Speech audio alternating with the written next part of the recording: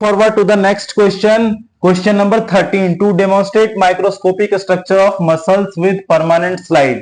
हमें मसल्स का microscopic structure देखना है परमानेंट स्लाइड की हेल्प से। ठीक है, अब इसके लिए हमें क्या क्या चाहिए होगा? सबसे पहला चाहिए होगा हमें परमानेंट मसल्स की स्लाइड, जैसे कि स्केलेटल मसल्स हो गया, कार्डियक मसल्स हो गया, स्मूथ मसल्स हो गया। हमें एक लाइट माइक्रोस्कोप चाहिए होगा, हमें एक नोटबुक चाहिए होगा। ठीक है, अब मसल्स के टाइप्स कौन कौन से हैं? सबसे पहला टाइप है स्केलेटल मसल्स। ठीक है, दूसरा है, सबसे पहला टाइप है स्केलेटल मसल, दूसरा है कार्डियक मसल, तीसरा है स्मूथ मसल।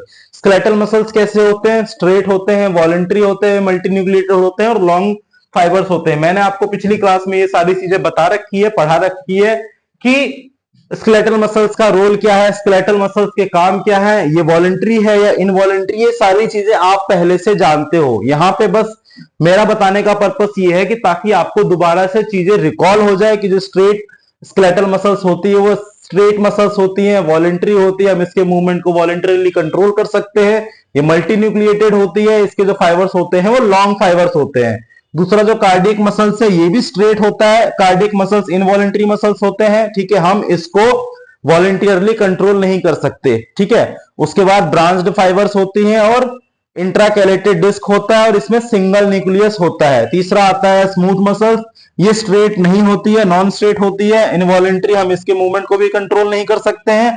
स्प्लिंडल शेप सेल होती है और सिंगल न्यूक्लियस होता है। कहने का मतलब यह है कि जो कार्डियक मसल और स्मूथ मसल्स जो होता है वो सिंगल न्यूक्लिएटेड होता है और स्केलेटल मसल्स मल्टी न्यूक्लिएटेड होता है।